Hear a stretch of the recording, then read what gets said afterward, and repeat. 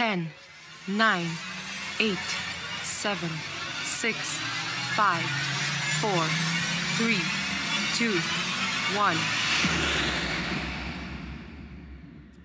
Welcome, everybody. Apparently the timer just told me it's time to come up here, so I better get going. So welcome to Scovan's 5th annual International Women's Day event.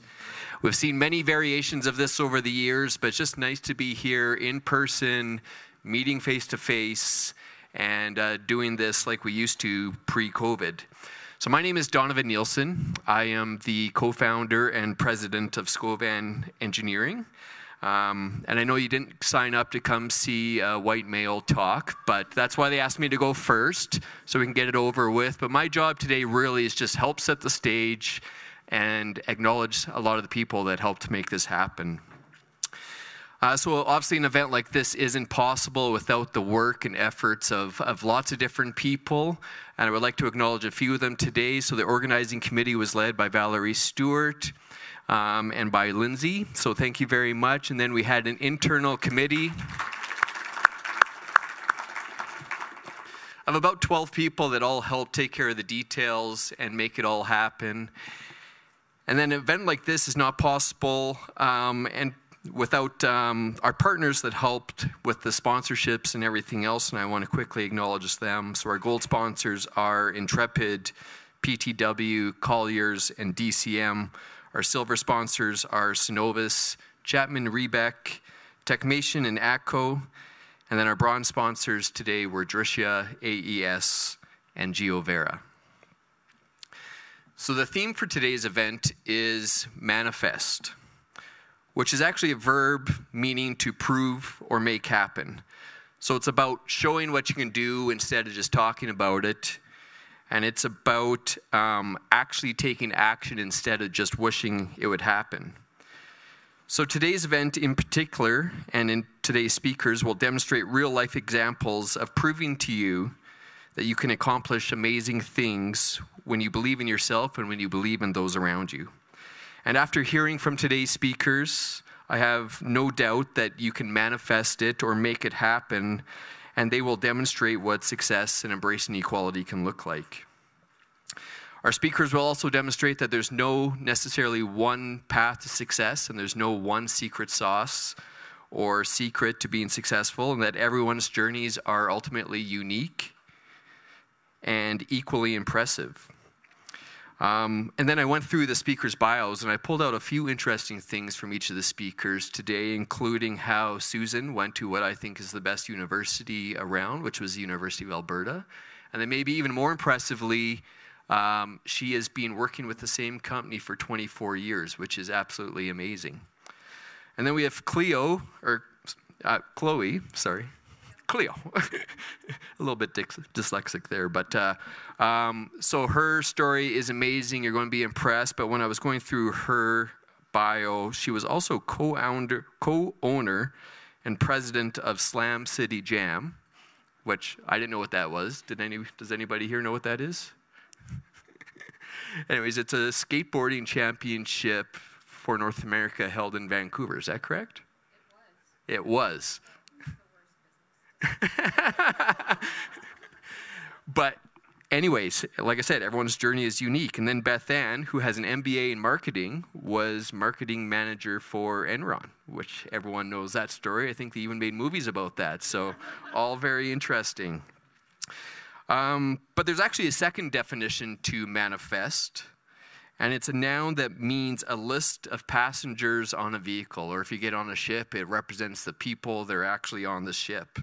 And I thought that was interesting because it describes the village that's often behind success, and made me reflect and take note of those that have been on my own personal journey. So our journey at Scovan is about, we have 50% women in our vice president roles. We have 27% of our overall staff are women. And we have 14% women in our technical roles, yet we know we can be better.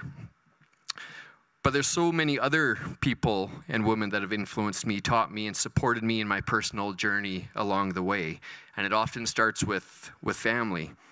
So my grandmothers who were role models for me, my mother who's here today, who literally gave life to me and provided for me, my wife who supports me in my sometimes crazy ideas and my business ventures, my sisters who encourage me, and my daughter who inspires me and who actually participated in our very first Women's Day event 5 years ago as one of our special speakers. And then the list goes on, to extended family, to teachers, to mentors, coworkers, and friends.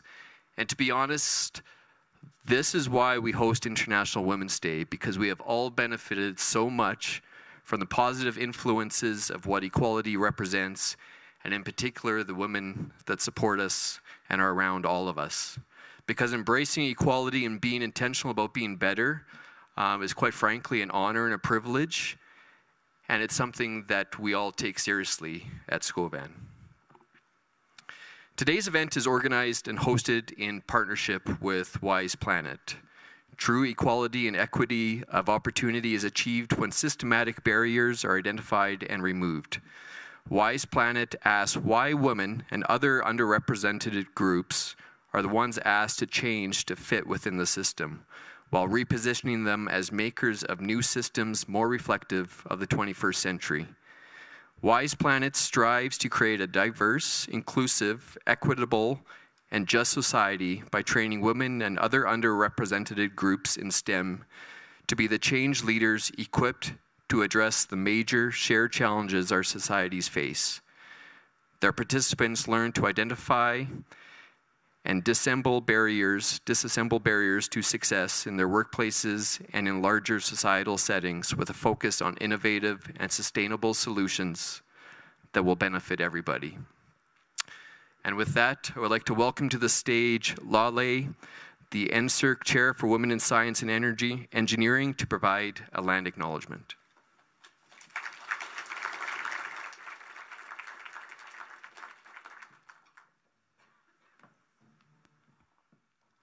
I'm a little bit shorter, so just a little bit.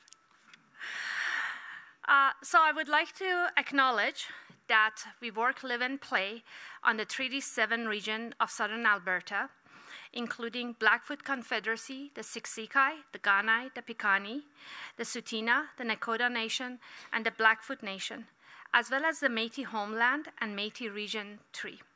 Now, land acknowledgement can be a first step in righting the wrongs of the past, but we also have to take actions for doing this. And the Truth and Reconciliation recommendation gives us 94 actionable items that we can do. And today, I want to bring your attention to one of these actions that is very, very dear to my heart, and that is recommendation number 11 out of 94, to provide adequate funding for First Nation students seeking post-secondary education. I would also like to thank Scovan to partner with the NSERC Chair for Women in Science and Engineering in the Prairie Region, or Wise Planet as we would like to call it. We are living at a crucial junction in our history with climate change, with AI and digital revolution, and with biotechnology. We're going to see in the next decade all of our lives, our environment, and our work change. And so at this point, we need to acknowledge all the leaders who have been working tirelessly to come here. So I would like to thank all of the leaders, women and men, who are here and who have been working very, very hard to make this life for us possible. So please give them a big hand. I also know that there's a lot of students and young professionals here. Please raise your hand if you're a student. Yay, thank you. Okay, we have all of our hopes for the future on you. So with that, I would like to give you a lot of encouragement and a call to action to just do it. You are ready. You can make the world a much, much better place than it is right now. So please go ahead and do it. Thank you.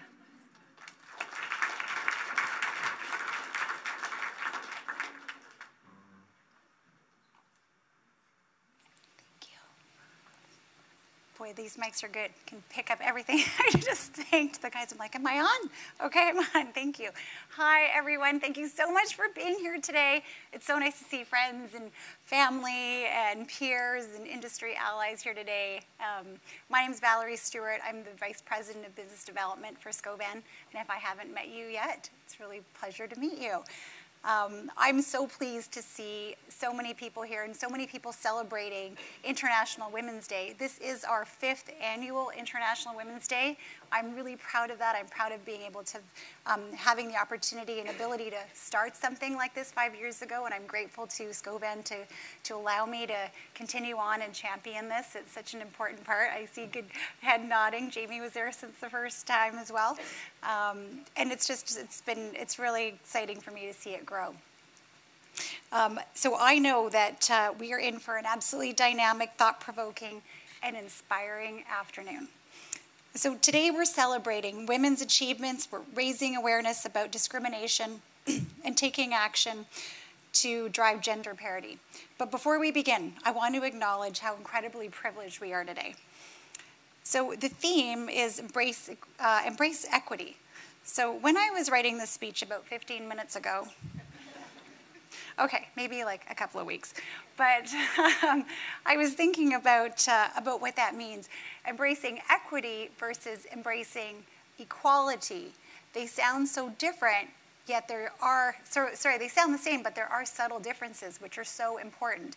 Equality is really, sounds quite fair, but it isn't always fair because it assumes that we are all starting from the same starting point. And that's not the fact for many, many people. We all do come from different economic, educational, and relational starting points. And equity recognizes that and underscores the fact that not everyone has the same privilege or opportunity, and that we need to have some additional support to have equal outcomes. So true inclusion and belonging require equitable action.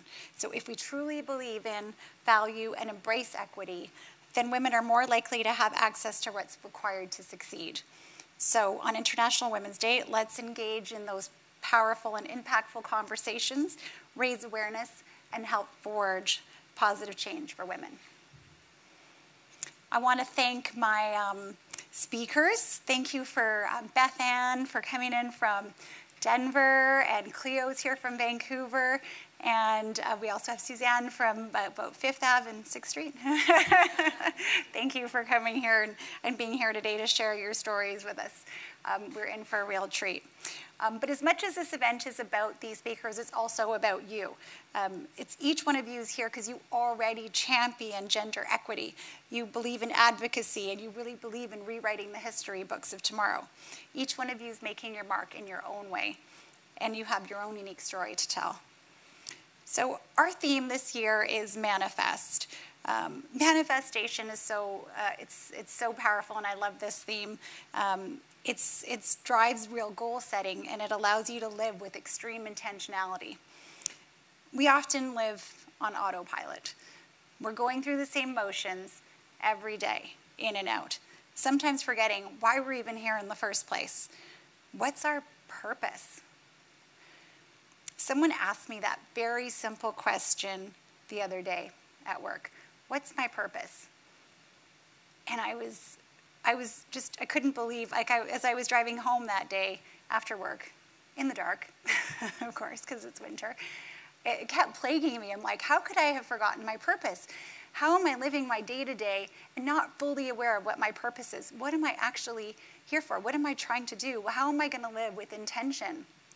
And it really got me thinking about that. And it's events like these that really bring me back to myself and help me ignite my passion to inspire others. So when we're intentional, we start to make an impact not only on ourselves, but those around us as well. So what is manifestation? It's essentially bringing something tangible in your life through attraction and belief. So if you think it, it will come. Perhaps the field of dreams wasn't quite far off, were they? Build it and they will come. It provides a vision and creates a path for the future, and it focuses you and allows you some clarity moving forward. However, there's more to manifestation than just positive thinking. Manifestation is making everything you want to feel and experience a reality via your thoughts, your actions, your beliefs, and your emotions. So manifestation is used in many successful strategies. It starts with the vision that creates positive habits that lead to winning results. There's a quote that I really admire and from Vince Lombardi. He was known as one of the best football coaches of all time.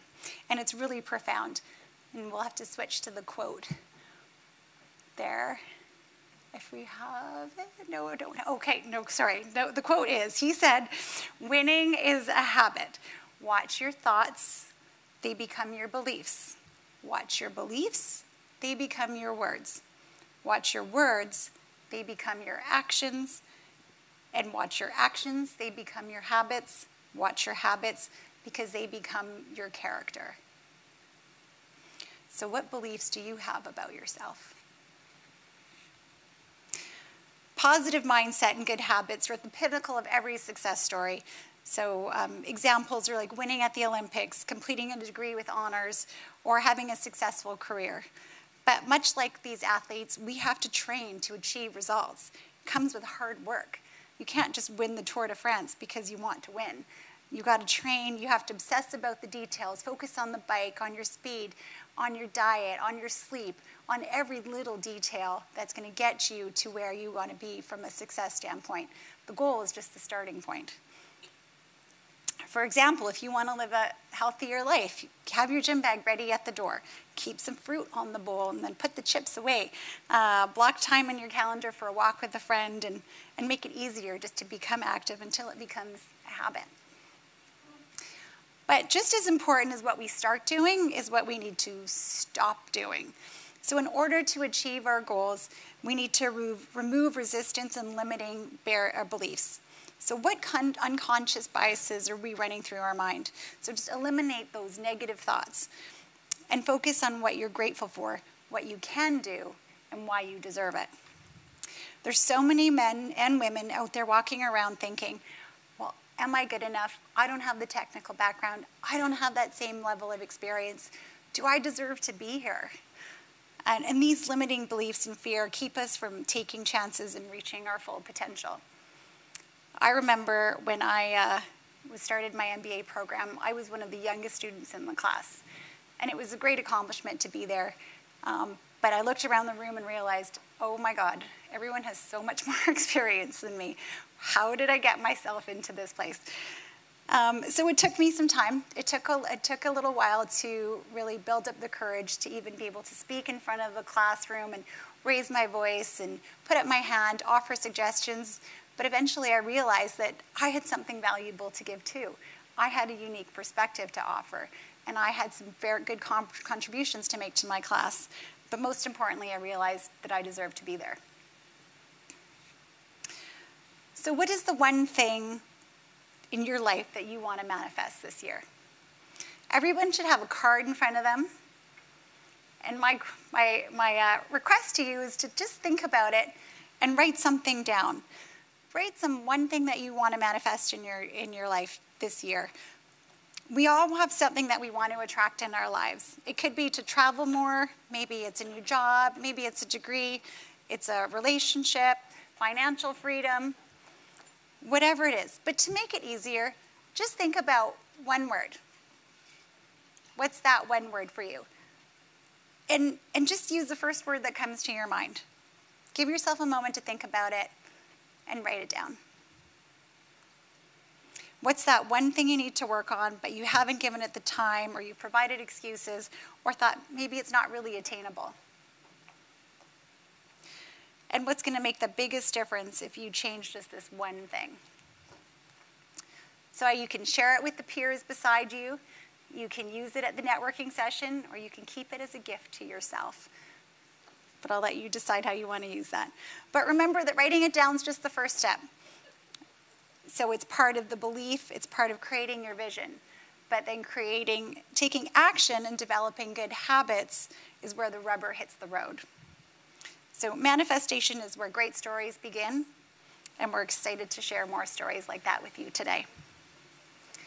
So before we begin, I'd like to introduce our nonprofit partner, Verna J. Kirkness.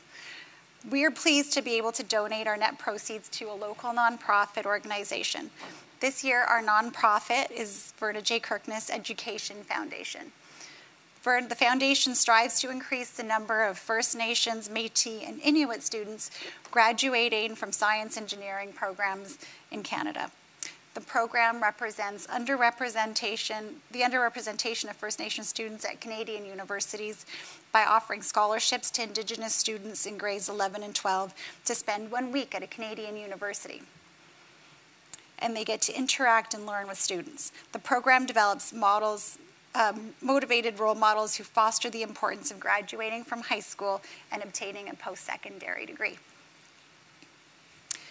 And to introduce this group, I'm proud to welcome Morgan Laboucan to say a few words on behalf of the Verna J. Kirkness Foundation. Morgan Laboucan is the founder's program coordinator and former program participant. She's a proud member of the Driftpile Cree Nation and is passionate about working with Indigenous peoples in Canada. Thank you.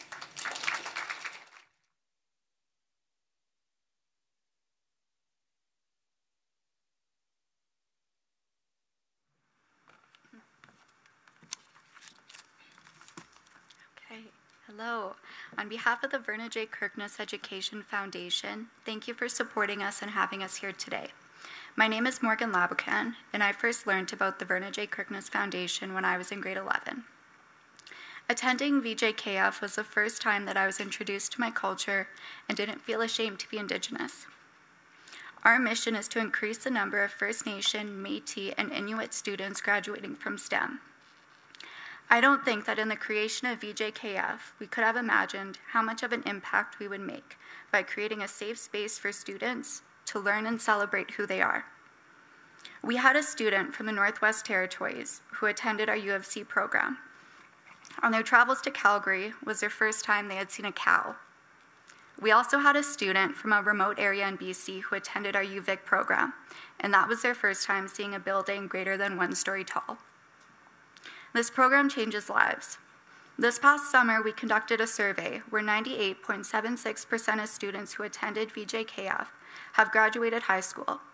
87.92% have attended or are currently attending college or university, and 16.78% have earned a bachelor's degree. 148 students completed the survey. It's truly amazing, but we still have more to reach. I made phone calls to numerous high schools across Canada this past year. More than 10 schools that I was able to connect with did not have a science or math teacher at their high school. There's no access for their students to learn about science and math, and that doesn't sit right with me. Our donors, sponsors, and fundraising committee go above and beyond so we are able to offer our students an all-expense-paid program with each VJKF sponsorship scholarship valued at over $4,000. However, there are real-life external factors that have our most vulnerable unable to attend our program. I want you to think about what those reasons might be, and I want us to chat about it later this evening. I look forward to connecting with you all and sharing about the VJKF journey.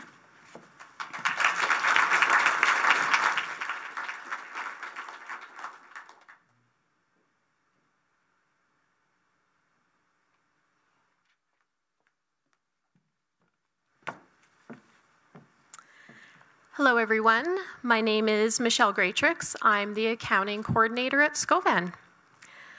Our first speaker is sponsored by PTW. PTW is an industry-leading solutions provider delivering fabrication, construction, and maintenance service through a strategic network across North America. Their diverse workforce of over 2,000 direct hire specialists have extensive experience on working on industrial projects of all sizes and scopes. Their employees are paramount to their success. PTW is an equal opportunity employer and hires individuals that align with their values: care, excellence, and passion, and who uphold their high standards for safety and quality. So thank you, PTW. Our first keynote speaker is Susan Anderson. Susan is the Senior Vice President of People Services at Cenovus, leading the human resources, workplace operations, real estate and security, and investigation team. She has extensive experience working in the oil and gas industry and has been with Cenovus since 2021. Prior to Cenovus, Susan spent 20 years with Husky Energy in various roles, including Vice President and the Legal Vice President. Before joining Husky, Susan practiced for 6 years as a litigation associate with Bennett Jones LLP. Susan holds an LLB from Dalhousie University and a Bachelor of Arts in Political Science from the U of A. Susan.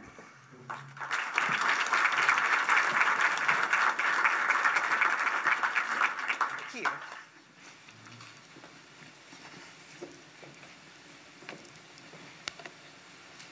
Well, good afternoon, everybody. I am honored to be speaking with you today. I'm looking forward to the next 15 minutes or so because I want to tell you a few stories.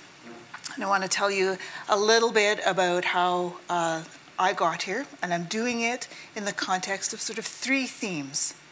The first is inspiration, the second is inflection, and the third is impact. The first let's talk about is inspiration.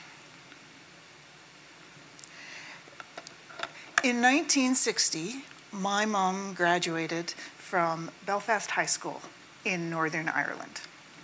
She graduated at the top of her class of 3,000 students.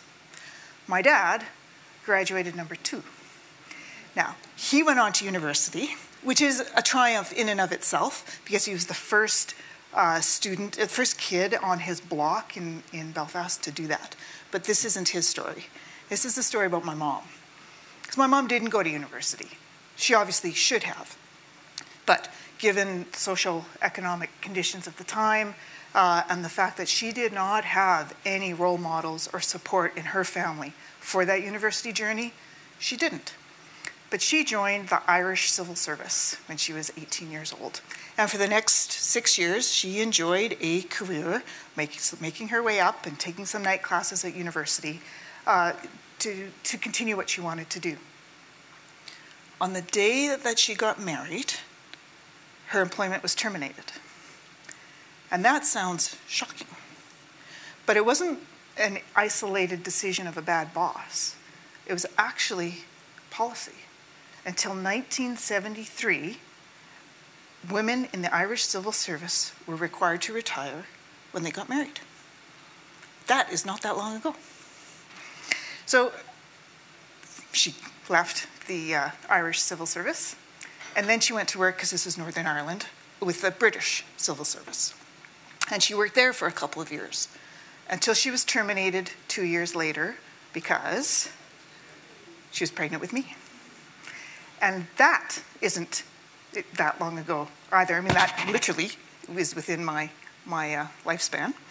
The UK did not have job-protected leave, or in fact, any sort of maternity policy, and I suspect Canada's the same, until 1975. So I tell my mom's story for a couple of reasons. One, because as we acknowledge and celebrate International Women's Day, I think it's worth pausing and say, okay, we have made some progress. Right? Those things would not happen today. We have a long way to go. But those things are things that progress that has been made because of the men and women who've come before us. And so I tell that story. It's a good reminder, and we should celebrate what has happened. I also tell the story because it's personally important to me. I think it's the beginning of my journey because my mom is my #1 source of inspiration. And because she couldn't go to university, she was darn sure that her 3 daughters were going to. So we didn't really have a choice, actually. So I went to university and I became a lawyer. And my middle sister went, and she's a teacher and a principal and now owns and operates a farm in northern Alberta. And my youngest sister is a family doctor specializing in women's reproductive rights. And I don't think that's a coincidence. And I like to think that we're the manifestation of my mom's journey. So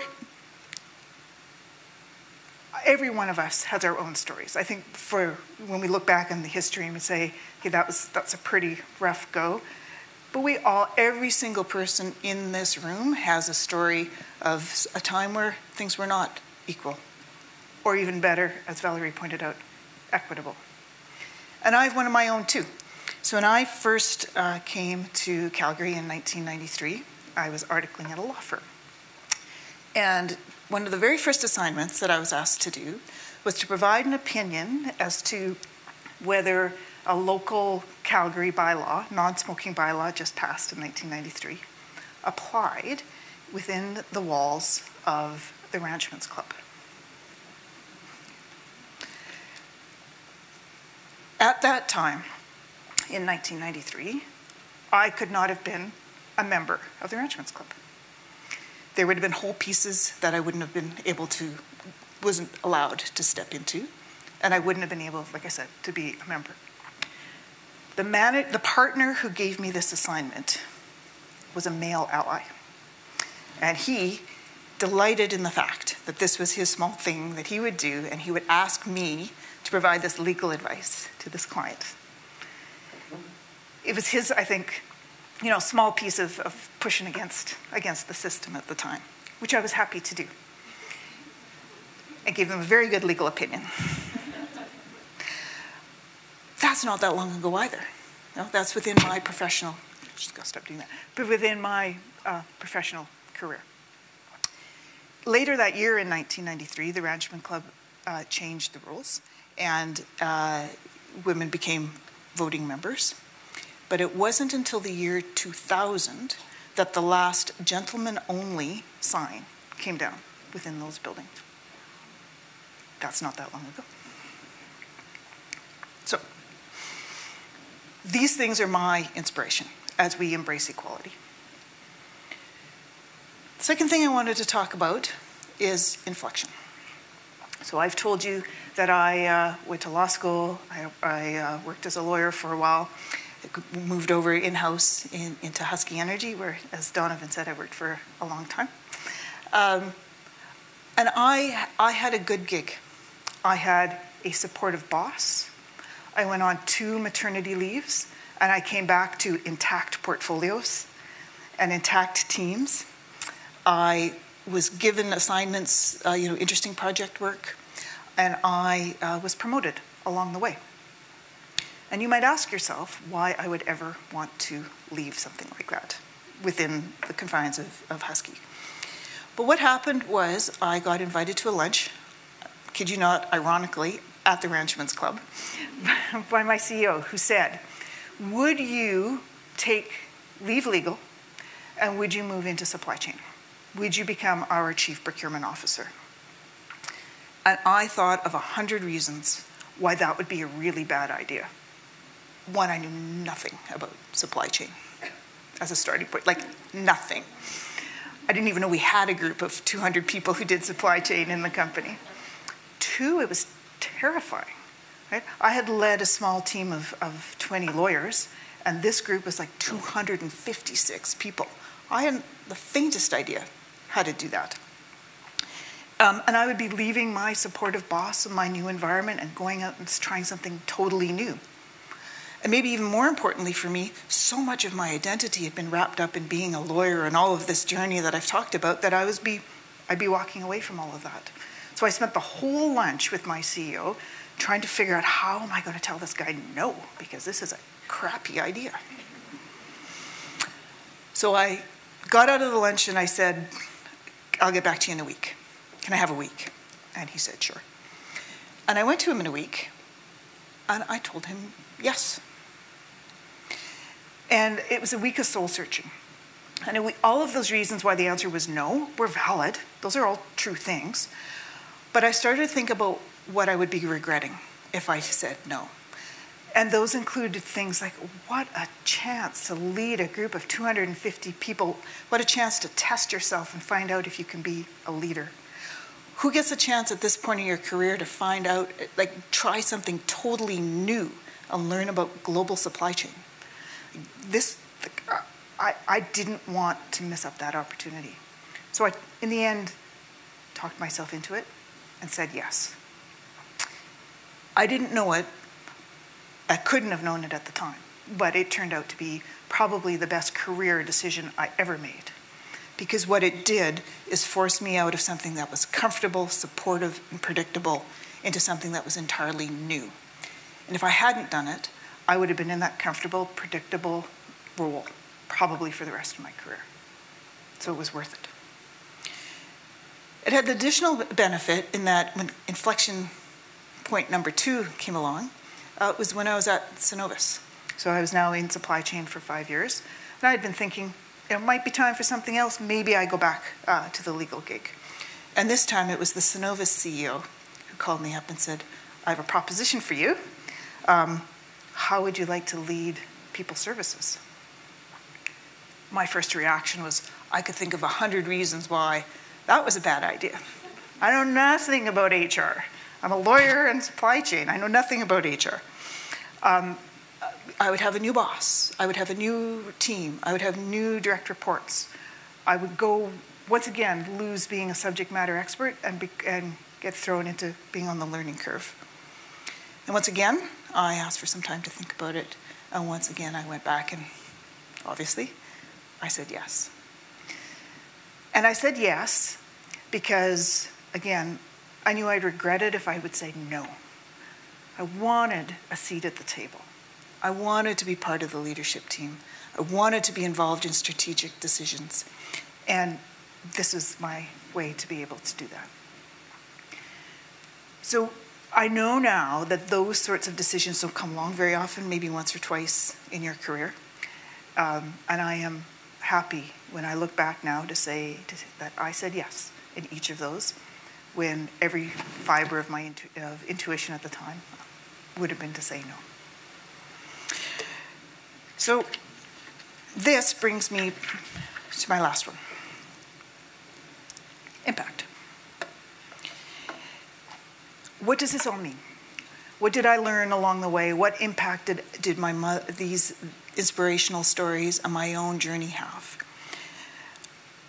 What did I learn? Through all of this, I learned from my mom that equality was something worth fighting for and that she would do it for us. And so I became a lawyer. Through my legal career, I learned that intelligence and hard work are necessary, but it's way easier when your boss is supportive and you have that network around you. I learned that there's no one right way to try to make your family and your career work together. And just when you think you've got it all figured out, something happens. And that's okay. I learned to cut myself some slack and to give myself some grace and allow that mistakes would happen and everything would be okay. I also gave up what I call delusion of work-life balance at any given point. You can't do everything at the same time. You prioritize in the moment and for the day, and you do the best that you can, and you know what? It's enough, and it's good. I discovered that a bad boss, male or female, can be soul-destroying beyond reason and absolutely crush your confidence. And I equally discovered that a supportive boss can turn you into the best version of yourself that you could ever hope for. And I learned that I want to be that kind of boss. Through my career inflection points, I learned to say yes, even when it was not what I wanted to do, and even when it was unbelievably outside of my comfort zone. And I learned that leadership is hard, but it's a skill that you can practice, and you can get better at it. I learned that as there's no one right way to have a family and a career, there's also no one right way to lead. And you need to find a way that feels authentic for you and works for you. And I learned no matter what your technical portfolio is, your real job is to make sure that all the members of your team are supportive and able to bring their best selves to work. And now I realize that I am privileged, to your word, Valerie, I am privileged to be living in a time when the expectations, if not always the reality, is of equality, especially in the workplace.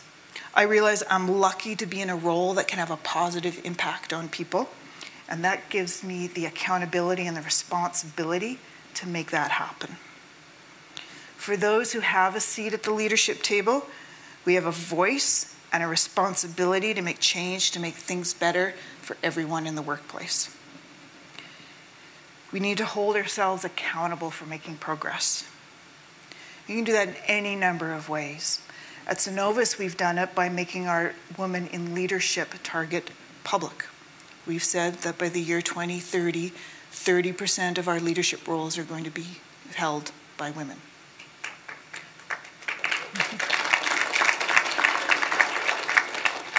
By doing that kind of thing and making those targets public, that's one of the ways that we can hold ourselves accountable to making progress. And I can tell you that that is not going to be an easy target to hit, that it's going to require ongoing effort and our ongoing focus. But I can also tell you that I personally find that, going back full circle, inspiring. And that's the legacy that I would want to leave. So on the eve of International Women's Day, I leave you with this. Think about your own inspiration story and what motivates you. When an opportunity arises, say yes, especially if it's outside your comfort zone. Finally, be deliberate about what you want your impact to be. Because although we are a long way from where we started, we still have a long way to go. Thank you very much for your time.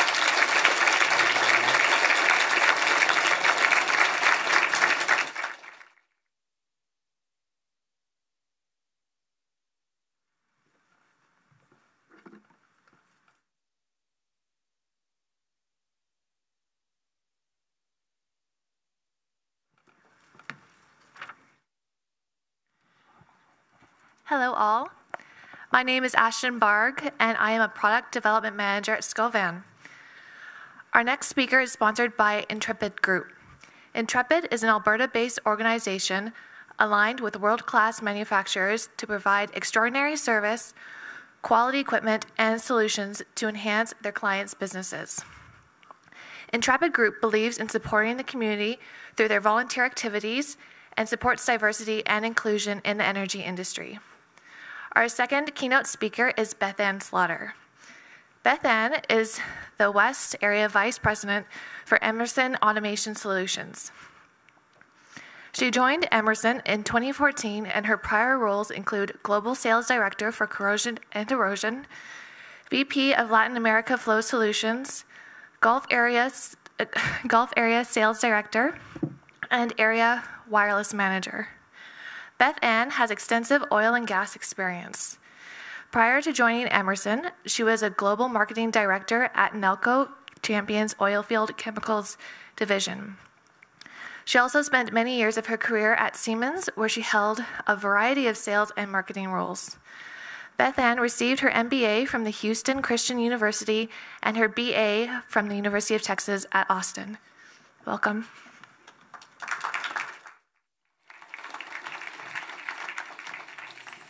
Hello, good afternoon. Thank you for having me here today. I don't have a script. I tend to kind of speak off the cuff, if any of you guys have seen me speak before. But I wanted to share my journey. There's a lot of lessons learned along my career, so I'm going to try to weave in some of those things. Hopefully they'll be somewhat interesting, or some stories that some of the folks in the room can relate to. But I wanted to start with, when I got this invitation, again, do you say yes? Do you say no? I'm like, what the hell? I'll say yes. So here I am. But it was really heartening to me because I posted the thing on LinkedIn that Scovan had put together, and I forwarded it out to my network. And it was amazing to me how many people reached out to me and one of the people I'll tell a story about here in a minute. But many of the people that were my allies, I never had an official mentor in my career ever, but I feel like I had about 50 unofficial mentors because I always just reach out to people for advice and support and help. And it was amazing to me how many people that I worked for and admired in my career reached out to me when I wrote about this opportunity. And one of them was like, Beth Ann, just tell your story. Just tell your story. You be you. Tell your story about how you got there. Because I think, like Susan said, it wasn't that long ago that we faced some of these biases or situations or things that were just out of reach to us. And now they're in reach.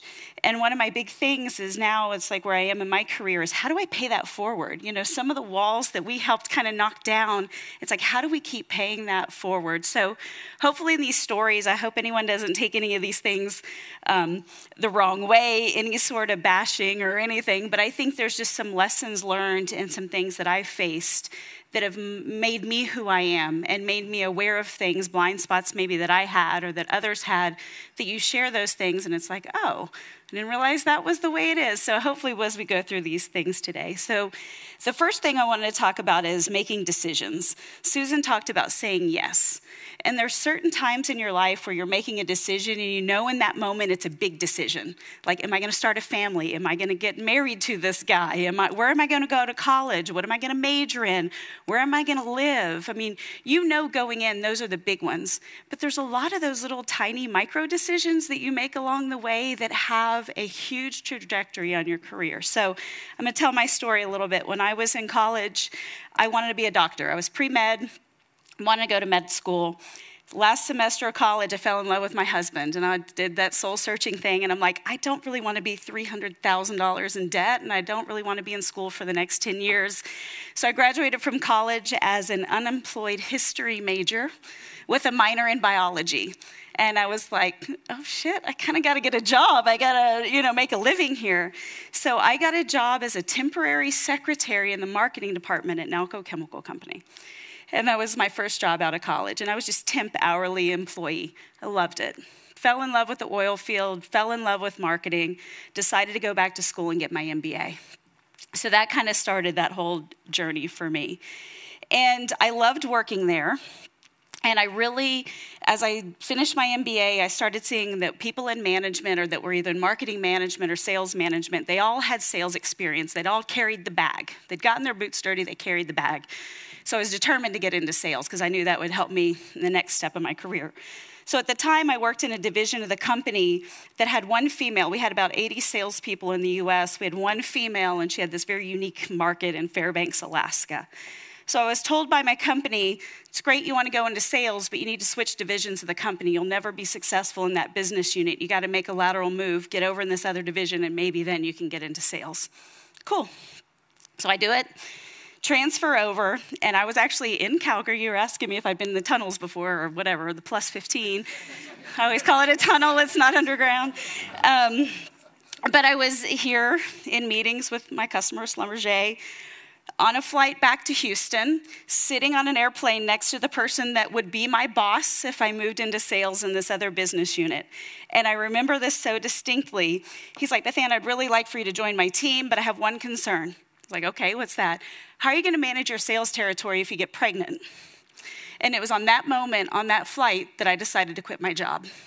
Because I'm like, I have put my heart and soul in this company for 5 years. They paid for my MBA. I was all in. And that one comment, I'm like, I'm out of here. I would want them to support me, not question me at that juncture of my career. So I quit, went to Enron. I'll tell that story in a minute. And, and from that now, fast forward, I actually went back to Nalco many years later in my career. They kind of made me an offer I couldn't refuse to come back. And it was really interesting as I thought about kind of where I was and how these things had changed. And you realize sometimes things don't make that much difference. So I went back to Nalco, and you talked about those toxic bosses. I had one of those. And my coworker, one of my female friends, knew I was not happy in my job. And she actually introduced me to a person that worked at Emerson and said, hey, you should really go meet this guy. He's looking to hire an oil field business development person. And so I'm like, I don't know, but I'm like, it's just coffee, you know, what have you got to lose? Well, from that coffee, he said, well, to be fair, I have an internal candidate for my role, but I want you to meet this other person at Emerson. I'm like, okay. So I don't know if y'all are in the oil field business, know the Offshore Technology Conference. It's a huge multinational conference in Houston. And so I got invited to have a cup of coffee with a guy. So again, one of those little micro decisions. It would have been really easy to, I'm like, oh, I'm busy, it's trade show, whatever. Had a cup of coffee. If I hadn't had that cup of coffee, I would not be standing on this stage today, because that cup of coffee was with my boss who hired me into Emerson. And the best advice he gave me was organizational agility. Build your network, build it intentionally. Find mentors, find allies, find people that are going to support you, learn the organization, and you're going to be okay. So, you know, Susan talked about saying yes at some really big inflection point, pivotal moments, but there's a lot of little moments like saying yes to a cup of coffee that completely changed my life and my career. So that's the decision-making piece. From that, the other thing is, by making that decision back in the day to join NALCO, I got the opportunity to travel all over the world. So those little pink stars are some of the oil field places that I visited in my career. And it has taken me literally from furthest north in North America can go, Dead Horse, Alaska, landing on ice runways, to Vaca Muerta, Dead Cow, Argentina, probably the farthest south you can get in Latin America, and lots of places in between. And I remember, I'll tell a quick story, going to offshore Gulf of Mexico. So back in the day, there was no facilities for women. I had to schedule my trip to Chevron 3 different times, because every time I was scheduled to go offshore, I got trumped by some VIP or some executive, because the only place that they had facilities for women on an offshore platform were in the, you know, VIP or the executive suite. And so, you know, but it was through all those experiences that I built my confidence. I got my boots dirty. I got out in the field. You know, you build some credibility, because I know when I was younger, I was working in a technical industry. I didn't have a STEM degree. I was very often the only or one of the few females ever in the room. So I'm like, young, don't have a technical degree. And they're like, why the hell are you here? What value do you add? But I was able to go offshore and take risks and hop on planes and do different things. And I had a boss at NALCO, not my toxic one, actually a good one.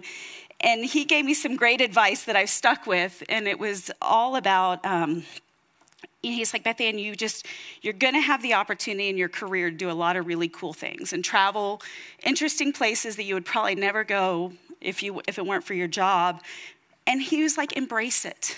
You know, take time for yourself. If you're going somewhere really cool, if you're going to Dubai or you're going to the Netherlands, take a day, take a half day, eat at a local restaurant, take a walk, visit a museum. He's like, the last thing you want to do is look back on your entire career and all you can think of is airports and hotels. You want to remember, oh, remember that cool lunch we had, you know, wherever it is.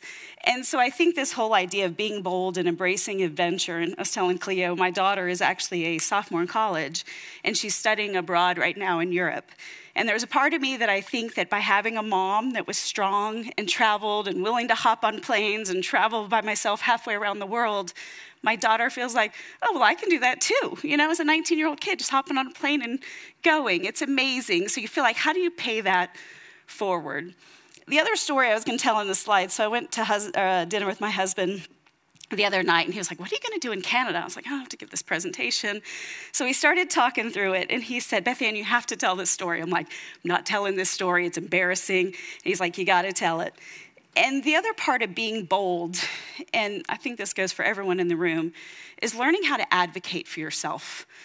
And I think sometimes as a female, especially in a business situation, it's hard to speak up.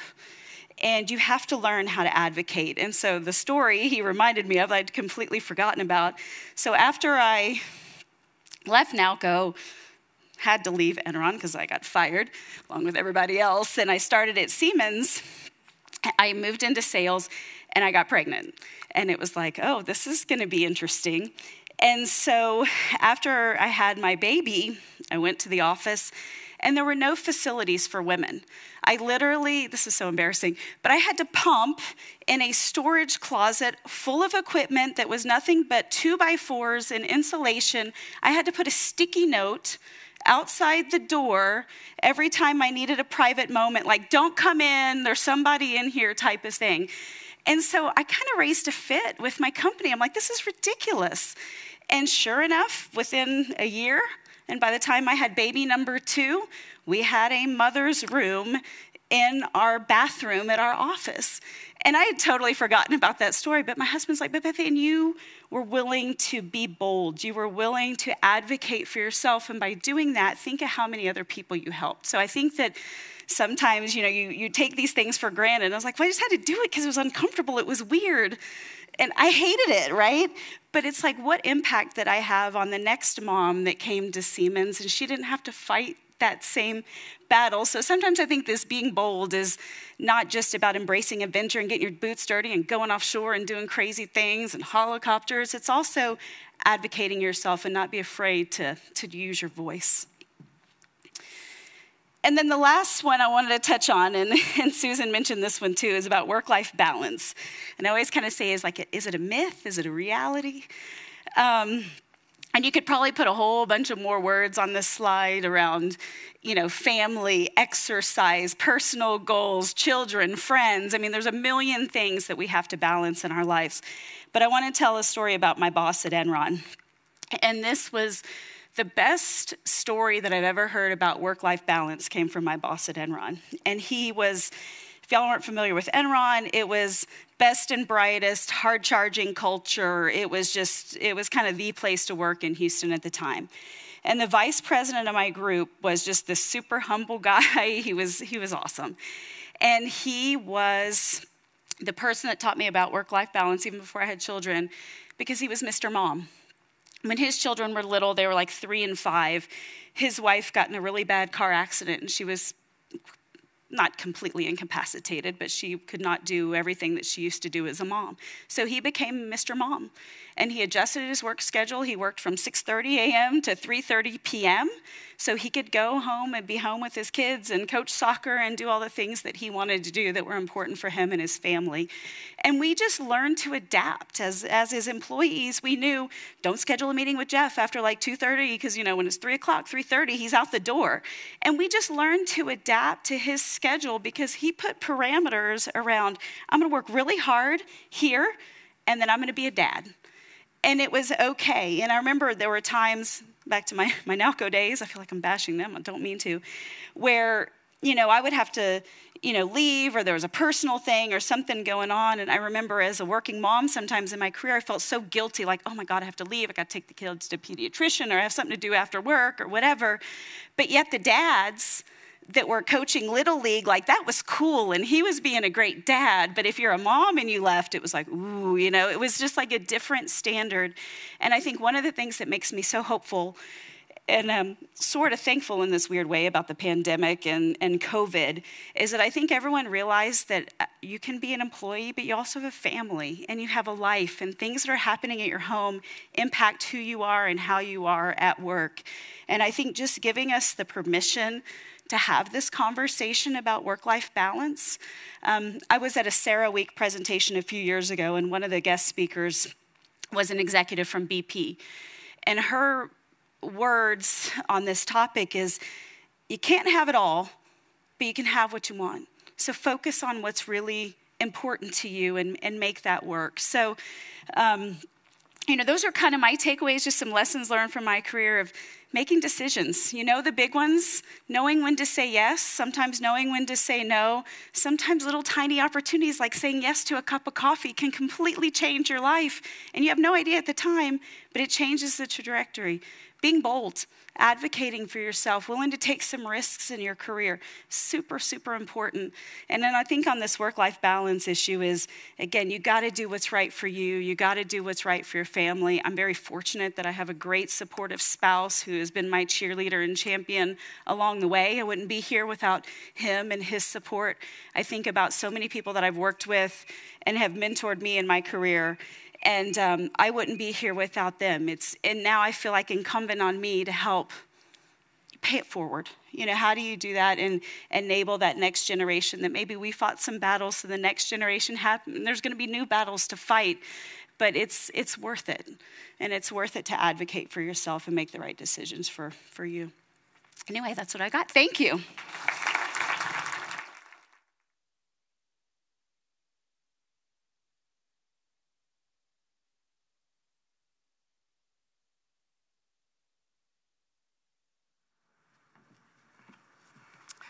Hi everyone, I'm Julia, project engineer at Scovan.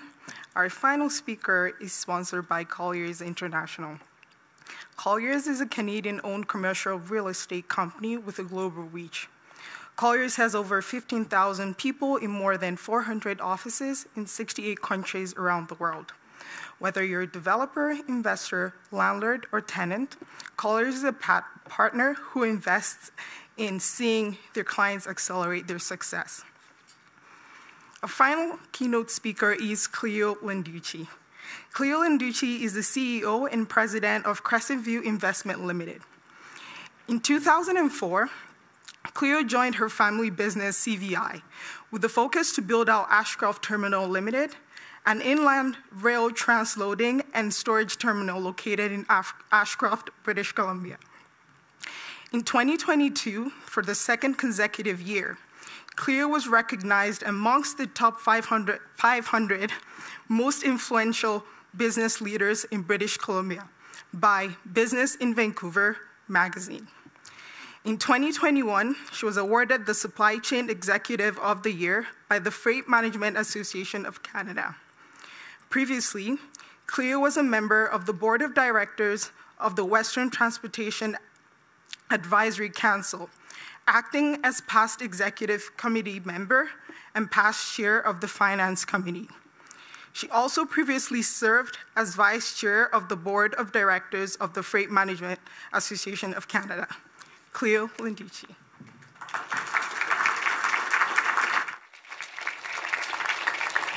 Thank you.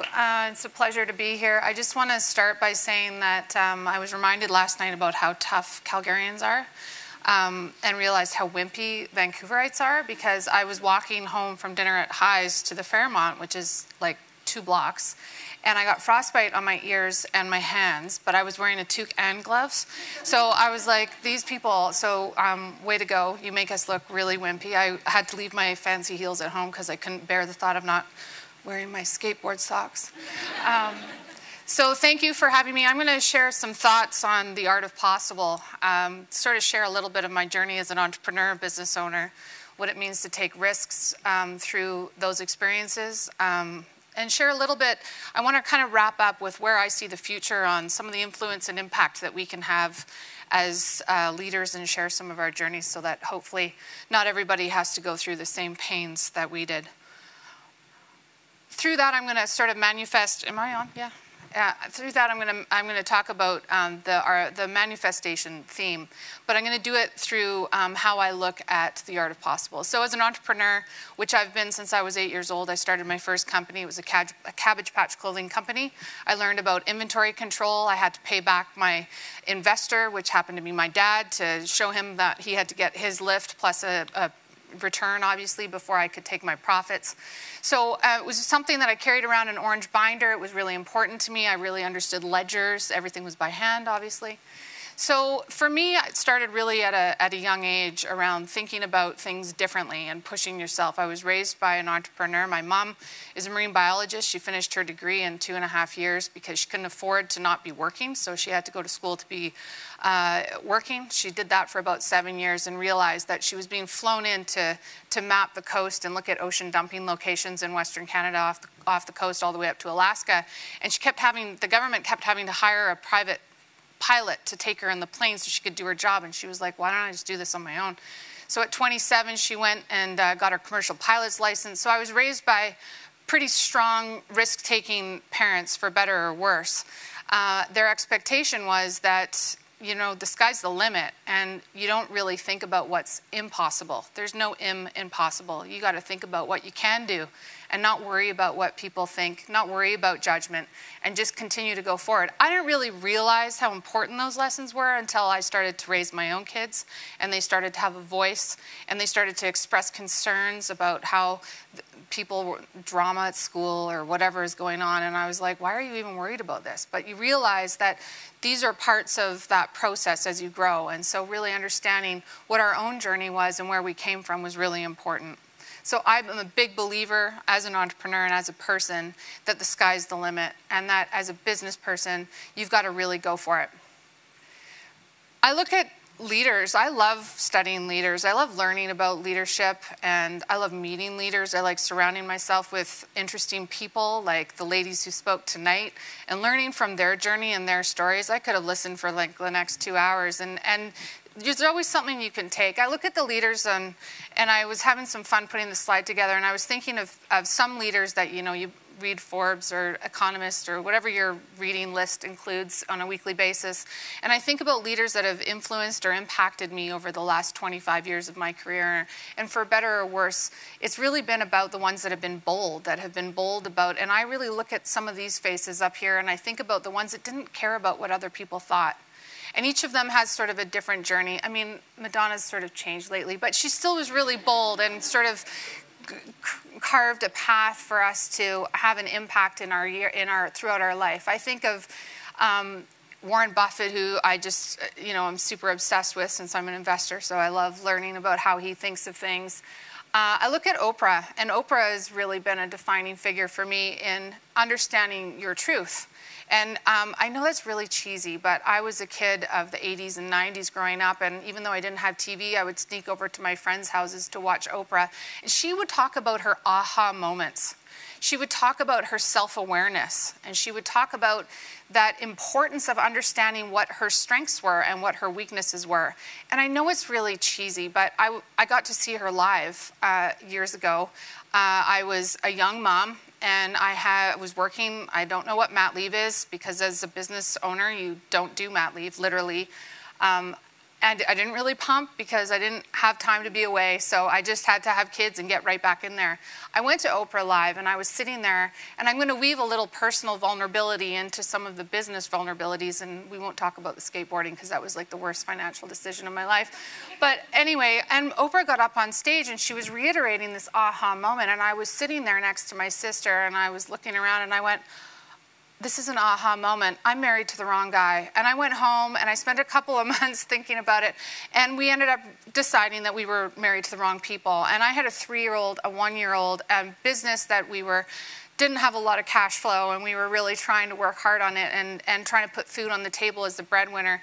And that was a real pivot for me. That was 10 years ago. That was a real pivot for me to say, I can do this on my own. I can go into boardrooms on my own. I can do all of that, and I can build businesses, but I can also, this isn't right. And I have to recognize that, and I have to be true to who I am.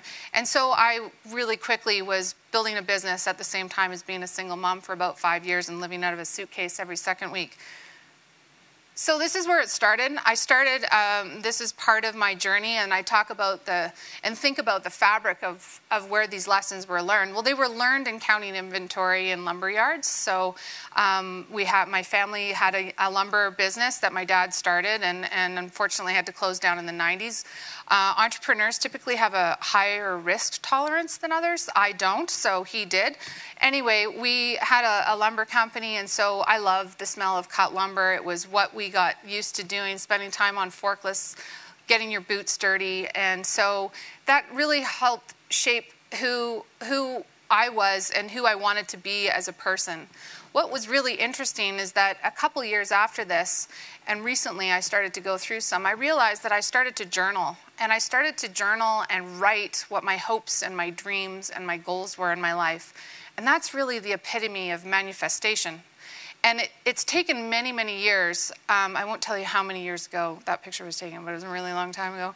And I realized that I've always had really clear goals. And it wasn't intentional. It was just something that I always felt that I had something to prove. I always felt that I wanted to work hard and that I wanted to have my own thing. And so that was really important. And going back and reflecting on some of these early writings and these early journals was really interesting, because even at 9 and 10 and 13, you can see the struggles, but you can also see the theme in there of some goals of what is the definition of success. Everybody in this room has a different definition of success, and I think that it can evolve. And for me, it was something that was really important from an early age. I'm a big believer in thinking big, and it kind of goes to my theme that I live my life by, which is the art of what's possible. And thinking big, dreaming big, believing big, the result will be big. And I think the other thing that I've recognized through my history of in business, in 2004, I joined my dad. He asked me to come and work with him. I had been working in the financial industry. I was one of the only people hired when the tech bubble hit. The irony was lost on me at the time that I was the only one going up the elevator while everyone was coming down the elevator. I worked in accounting. I am a high school dropout. I got given a chance, and I took it. I had a desk that was like a table in a hallway, and then somebody brought me a typewriter, and I thought I'd died and gone to heaven, and I got to type subscription agreements, if you know what those are. It was like heaven. And I realized that being around these people in the financial business, each of them were entrepreneurs in their own right. They were building books, building business, they were trading. There was this thing called the Bloomberg terminal that came out, and it had all this information, and I love information. I was like, oh my God.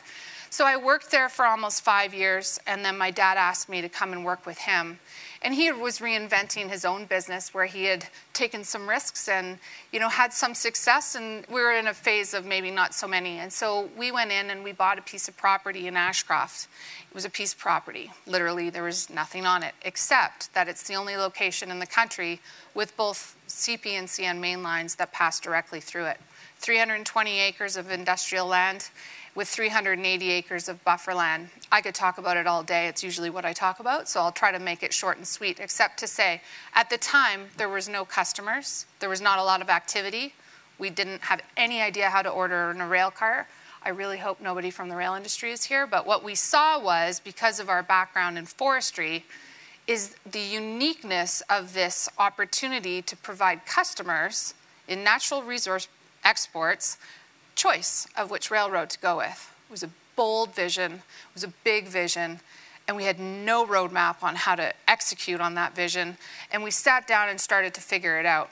I dove into CTA regulation, we dove into industry research, we wanted to understand every single problem that every export industry had in their supply chain and logistics. I wish, Susan, I'd met you back then, because I could have poked you, but you probably wouldn't have given me the time of day, because who the heck are these people that fell off the turnip truck from Vancouver, super wimpy to be in the cold, because it's really cold in Ashcroft, and building out this vision. In 2009, we had secured 2 customers. In 2014, we had grown it to 11 customers, and in 2018, we had 28 customers. I sat down with my dad. I said, I think this business is a little bit bigger than us. If we want to think big, we're thinking global supply chain, end-to-end, import, export. I don't know that we can keep fighting the railroads the way we are, because we keep providing this incredible service offering for our customers. We've never lost one. We keep adding on everything we can do to make their lives easier, to reduce their costs, to keep them competitive. But it's not easy to do that when the railroads is who you're doing that against. I don't know, for those of you who work with the railroads. I love them, they're my friends. But seriously, so I've got all the bruises to prove it. And so we said, listen, how can we think differently? And so we launched a strategic process. We identified 67 companies around the world that we felt would gain a strategic edge of having a stake in our business, or potentially all of it. And I ended up in a boardroom in Singapore, and ended up walking up the aisle and selling 60% of our baby to the world's largest container port operator, PSA International. So that was a lot of fun. That was a journey and an incredible experience. I stayed working with our Singaporean partners and had a great relationship. all the way through. I quickly got to work because of timing in the supply chain industry and some pinch points that were occurring.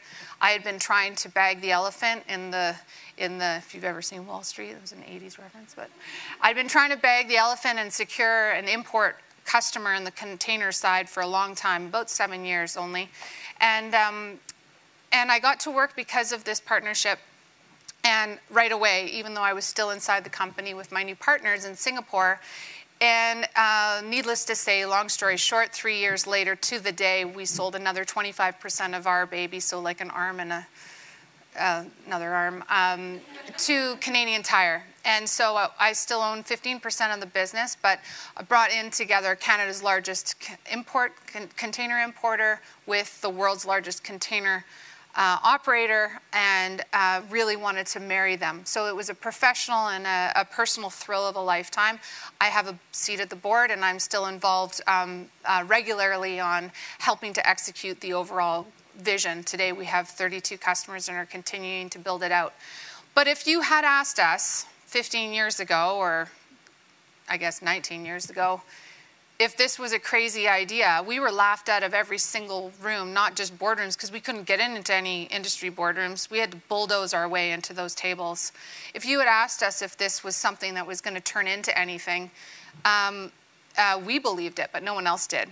And in fact, the railroad, both of them told us that we should plant grapes and build a winery. And we thought, no, this is too unique, this is too awesome, this is too valuable.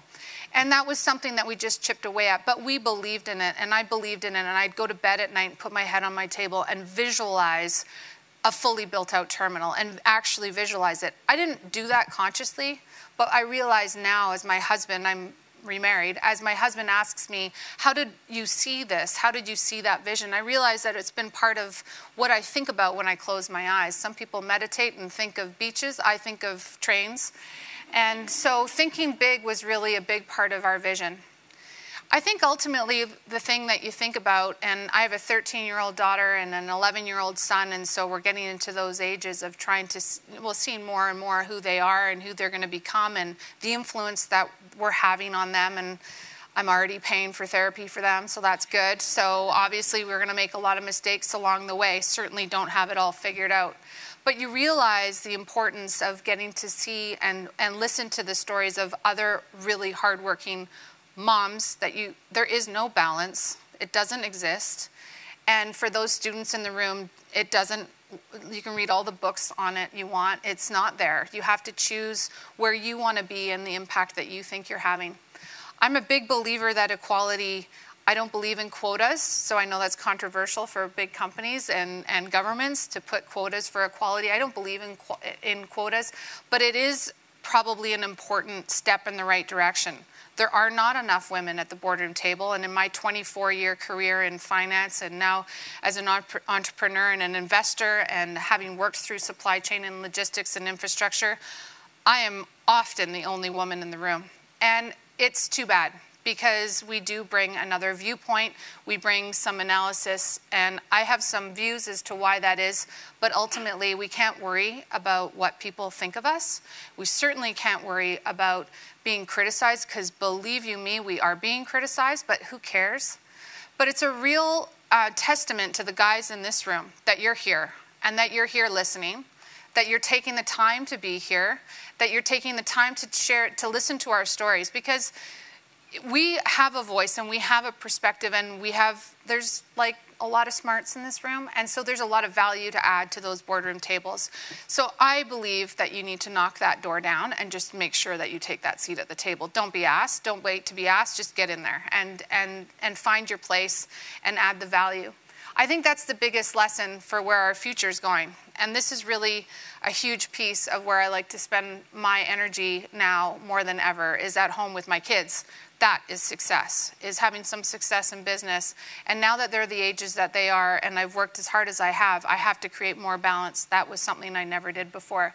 But spending time letting them understand what's really going on, being open and honest, listening to them, helping them guide us as much as we guide them. I think more needs to be done at the dinner table to have these discussions so that these kids understand that they can and will accomplish whatever they put their minds to. Thank you for having me.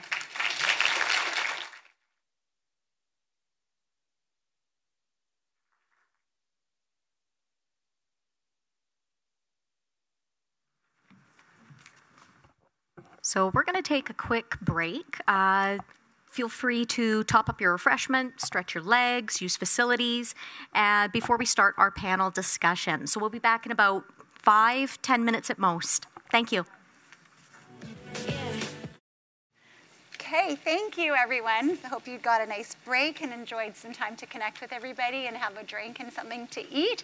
So now we are starting our panel discussion. This is my favorite time. I feel like this is where we can get into really great dynamic discussion. It's so nice to have that opportunity to ask some questions. So please use slido.com on your phone. Hopefully mine will work. And you can enter your questions on there, and then you can like them and bump them up to the top if you have any questions for our panelists today. So thank you, ladies, for joining us. So I'm going to start with Susan. It's great to see so many people from Synovus here today. So can you tell us what Synovus is doing to promote more diversity and inclusion at all levels of the organization, including diversity of gender, ethnicity, and others? Yeah, for sure. So, and a call out to my Synovus colleagues who are here. Thank you for coming. I spoke really briefly in my opening remarks about our one target of 30% of our leadership roles being filled by women by the year 2030. And I have to say that when we first came out with that, I thought that was going to be something that would be really straightforward and obvious to be able to attain. And I'm here to tell you that it's not. And we do acquisitions, we do other deals, and all of a sudden some of the progress that we've been gets eroded. We hire female leaders, but then we hire more male leaders. We struggle like everybody with attrition over time. And so we've really made it a focus this year actually around retention, attraction, promotion, and retention of our female talent. And we think that really one of the keys around this is the retention part. Not even so much the attraction. We've great recruitment abilities, and we bring in fantastic women into the organization. We pride ourselves on promoting and progressing fairly. But like everybody, we struggle with, post-COVID, with retention. So the good thing for us is that we have the support right up to our board and our most senior leadership for this. And it is a major focus for us in 2023 to do it. We're also this year looking at a target beyond gender as well. And to do that, we needed to have our first ever company-wide survey, and we just did that in the fall. So that you need to have a baseline before you know what you need to improve. All comes down to data, which we've been talking about a bit today, so that we're now in a position to be able to do. That's excellent. Thank you. Thank you. Cleo, I've got a question for you. So women make up about 80% of buying decisions, but represent only 13% of CEOs. So what do you think the investment community needs to do to evolve, or even industry, business needs to evolve to include more women in finance, private equity, or even entrepreneurship and starting a business? Ooh, that's a big question. I was hoping for something more vulnerable, at least. That one's too hard. A lot would be the answer. I think, now that I'm sort of on the investor side, I don't get pitched deals that are women-led. I think never, probably. I have one of my very close friends who runs the #1 small to mid-cap PE firm in North America, and she's been very successful in the last 25 years. So I feel like I've tried to search out like those women and surround myself with them, but for a long time in a very conscious way.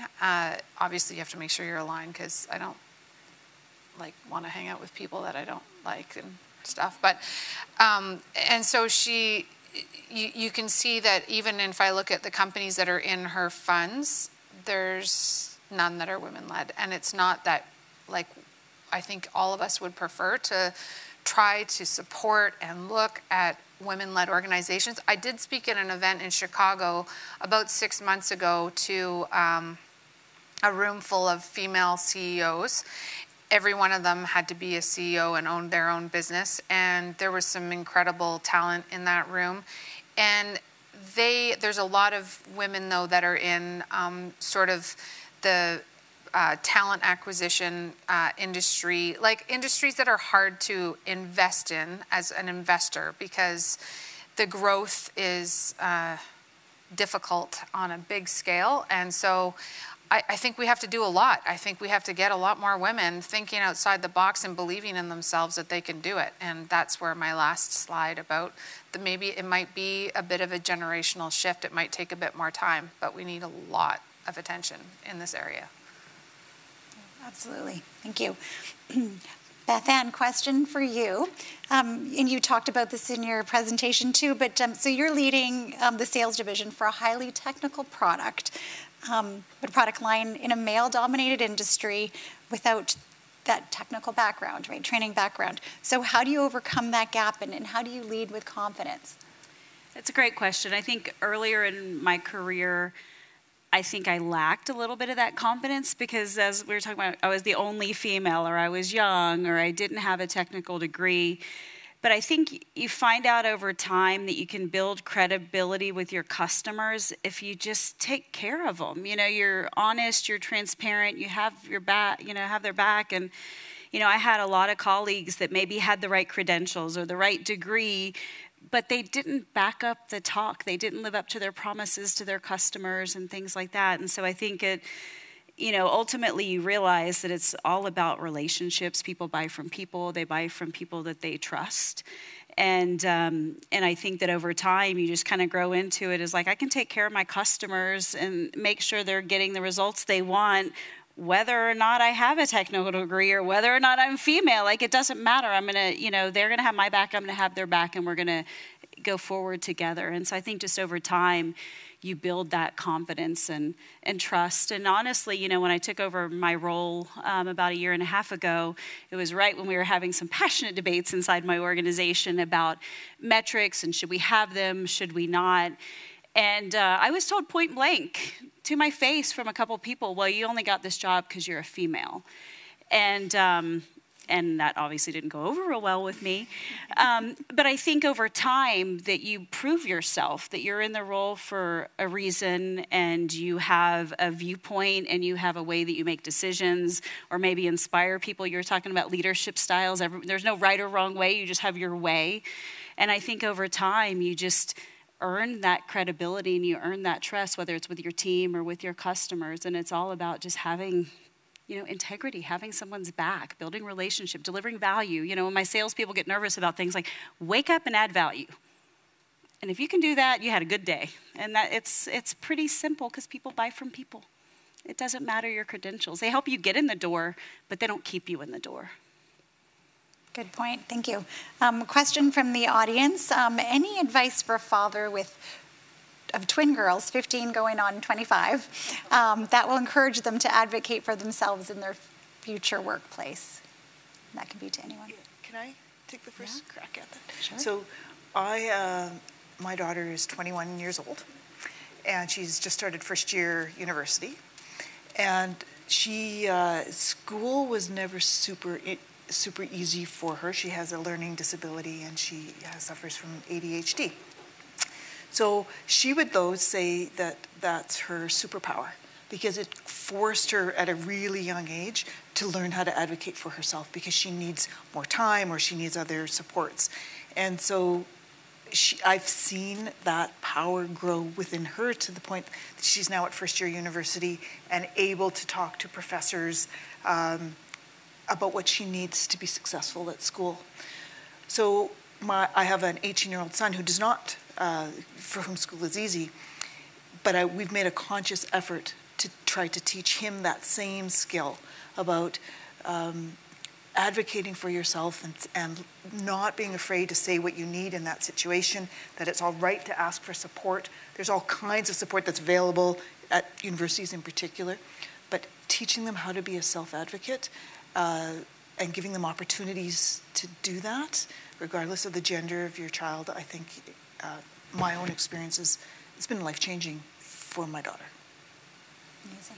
Does anyone else have a comment on that one? Really good therapy. I think, I touched on it earlier. I've been asked on the business side many times about what you need for advisors when you're selling your business or what you're doing. And, it's the same thing, great accountant, great lawyer, and I can't figure out how to turn my notifications off. And I believe in a great therapy, and that's something our family has done and believed in for a lot of years. And we have a great therapist we use in San Diego. And I have 2 neurodiverse kids, and I have one with autism, and it's really challenging for a neurodiverse child to express their feelings. So I've actually learned more from helping him figure out how to find his voice with his therapist about how to advocate that. I'm like, oh, okay, there's my aha moment here. If I had only learned this when I was their age, it would have been a lot less bumpy since I did drop out of high school when I was 16 because I couldn't advocate for what the needs were at that time. And so I think that social emotional learning that's going on these days in schools, and it sounds like a buzzword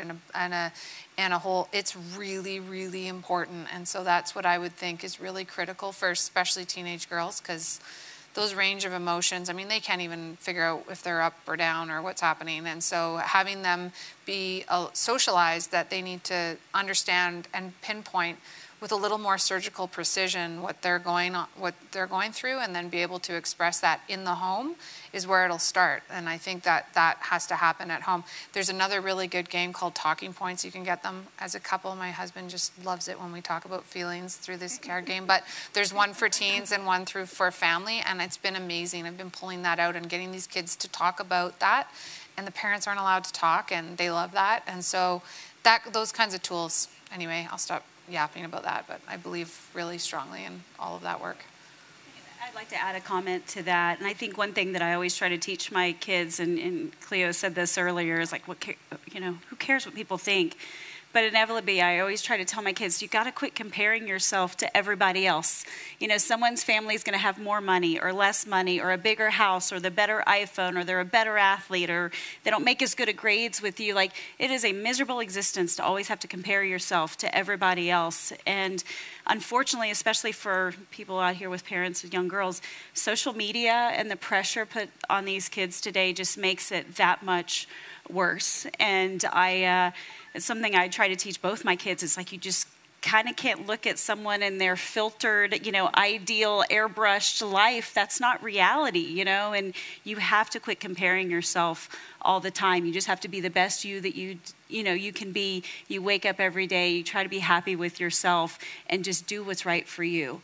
And that comparison, especially for these young kids and, in that vulnerable age, is just, it's a confidence killer. And I've seen it happen to, friends of ours, even to my kids at times where they have these really low moments. And a lot of it is like, quit comparing yourself. You're you.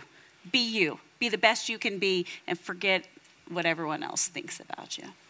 Mm-hmm. No, that's a good point. It reminds me of actually something my daughter just left, but she's in a junior chaos hockey team.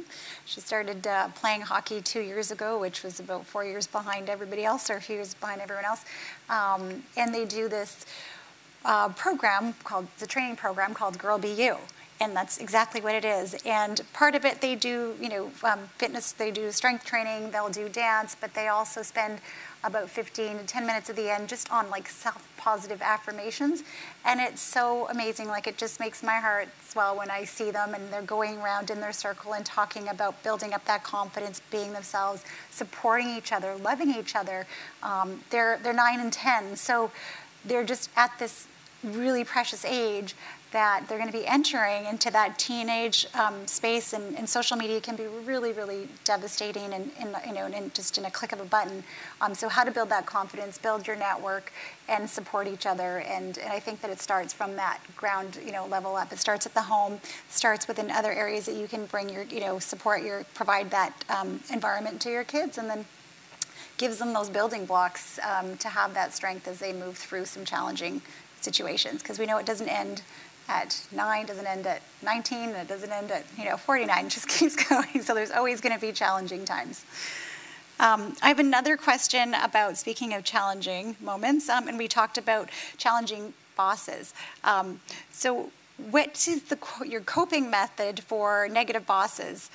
When you feel that you're being treated unfairly or just not supported, do you confront them? Do you see just how it goes? Do you look elsewhere for a job? How do you recommend dealing with that type of situation? And let's open up to all. So maybe I should tackle that one first since I mentioned it in my remarks. So I've been blessed with some amazing, supportive, awesome bosses. I've been blessed with some not so good ones. And you know, my first inclination is always try to build the bridge, try to find some common ground, try to focus on take the emotion out of it and focus on common goals and things like that. You know, there's been times where that's worked and kind of people come around and you find a way to find common ground. There's been other times where it hasn't worked and I extricated myself from that situation because it just wasn't good for my manager. It wasn't good for me. It wasn't delivering the right results for the organization. So I made a conscious decision to do something different. But I find so much of conflict, and not just with a manager, whether it's with a peer or someone that works for you or whatever. I mean, it's kind of a cliche, but 99% of it comes down to communication. And just people are making assumptions or they have an unconscious bias or whatever it is. And sometimes if you can just have an honest conversation and focus on goals and focus on what you're trying to achieve, focus on your purpose, you can break down some of those barriers. It's not easy, but it's possible. At those times, I find that relying on your other network at work can be really helpful. Yeah. So yes, you might be, and I would agree with absolutely everything you said, actually. You know, try to build the bridge first and communication and so on. And 9 times out of 10, you ultimately end up in a good place, but 1 time out of 10, you don't. And for those times where that's happened to me, it was critical for me to be able to lean on the other relationships that I had at work. And because, as I said in my comments, a bad boss can be really hard on your self-confidence and on your ability to perform at work. And finding a way to manage through that is important. And I found that relying on that network of other peers and people at work was key for me. I haven't had bosses in a while, but they are certainly when I was in the financial industry. You know, they have a saying as a parent that your kid is hardest on the parent that they think they can push the most. Well, in finance, I feel like, especially when you're the only woman, I mean, I've never really wanted to publicly share, but like the amount of BS that you get as a woman, especially a young woman, 22, 23, 24, like there's literally nothing that I haven't had said to me that it couldn't be more inappropriate. And so when you deal with that every day, all day, it does wear on you. And I know when I was young and didn't have my voice, it was very confusing because there I am, you know, thinking you can be bold and pushing the limits and having some success in my career where there were some good results. And here are these men that are trying to tear you down. And it definitely did wear. I think it definitely had me sit back and pause and say, I need to do a TSN turning point here. Like, we got to go in a different direction because this is not an environment that is healthy for anyone to be around for a long time. And, you know, that was part of the precipice of leaving and going and working with my dad in an environment that I would surrounded myself with men that supported. I ended up meeting a really great guy and we got married, and you heard that story, so that didn't work out. But I wouldn't be able to have had the career I had without an incredibly supportive ex-husband and an incredibly supportive husband that I've had for 5 years. If I didn't have these men in my life that supported and believed in who I was and that I was capable, then I wouldn't be here. So I would get away from anybody who wasn't very kind, because being around unkind people isn't super fun. So I would leave. Can I add one thing? Yeah. What's interesting is, like, I think we've all seen friends go through this, right? It's not always obvious when it's happening to you in that situation what you should do, but we've all seen friends go through it. have a friend who I saw go from being a really super confident, happy person at work, and nothing inappropriate at all in this case, but just a boss who did not appreciate her ability to perform and undermined her. And I saw this woman's self-confidence go like this over the course of about 6 months. And we all gave her advice on what to do and and the only way that it worked for her in the end is to leave. Well, if you talk about the same problem 3 times, it's the definition of insanity. So if you're with your girlfriend and she talks about it 3 times, like there's nothing more to talk about. Like leave or do something that is going to change it. Otherwise, you're just sitting there talking about it for the sake of talking about it. But it can be absolutely devastating. So yeah, you can't be around toxic people. Thank you. Yeah, good point. Sometimes you don't even realize you're in it. And you're right, other people can have that reflection. I think that's why it's good to diarize things and take note and then go back and go, God, how long have I been feeling like this? And then you'd probably be surprised. And it's your own reflection. Sometimes it's hard to even realize and recognize what situation you're in because you just think it's in the moment and you're going to get through and you can get past this and we can be resilient and looking for ways to change or mitigate that. But sometimes you need to take stock and recognize how long it's been and make a change when you need to. Good point. There's a couple of questions around the quota scenario, around like quotas for I guess businesses, around number of women. And so, I mean, there's the fact, like what gets measured gets done. So if you set a quota, I'm going to use LNG Canada as an example. They've made the bold target of having 50% of their executive leadership team to be made up of women. If you don't set that target, how are you going to achieve it? So I think it's being intentional, which is really powerful. Also, they set a goal of 10% of their construction trades to be made up by women, which is really bold as well. Is setting that quota and having those positions set, is it sending a message that they're only getting the job because they're female, being the best person for the job? Or if we're not setting those quotas, then what? Like, how do we achieve that equality without it? What are your thoughts? So this is a tough one, right? Like this is one that we talk about quite a bit. This is a hard question because I think we would all prefer not to have quotas. I think that's as a starting point.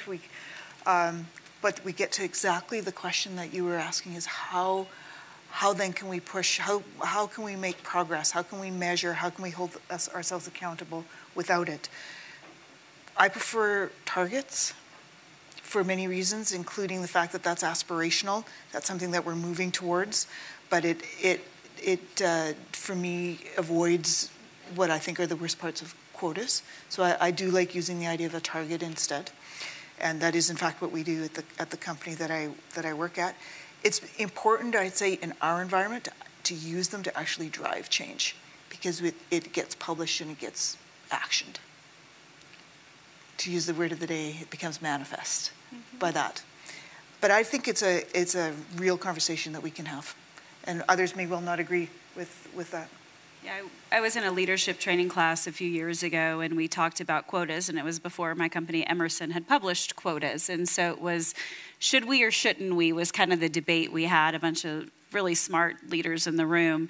And it was interesting to hear these passionate opinions, and is there a right answer, is there a wrong answer? It's really hard to say.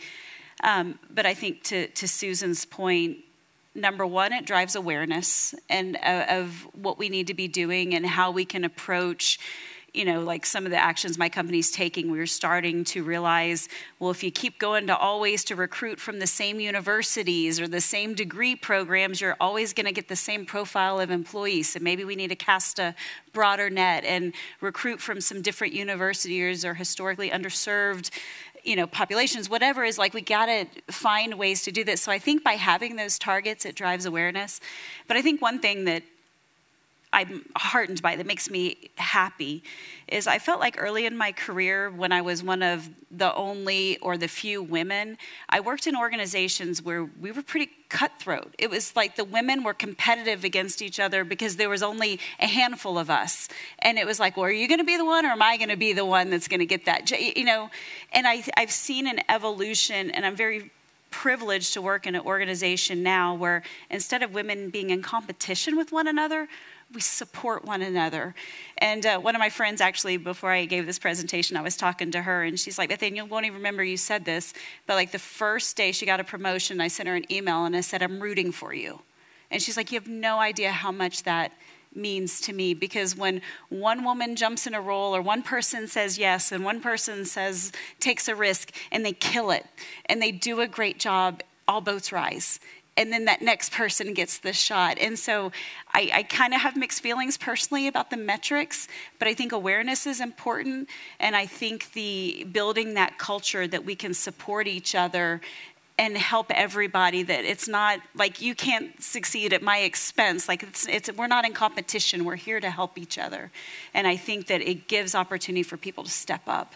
And when they do it and they succeed, we should cheer from the loudest rafters at our female colleague. You got that promotion. You won that project. You did a great job. I know you're struggling at home, but man, you showed up today. Thank you. I mean, I think we can just support each other with just little things that helps that culture evolve, that the metrics don't become such a touchstone, because we're there, we're present. And I think it's so important.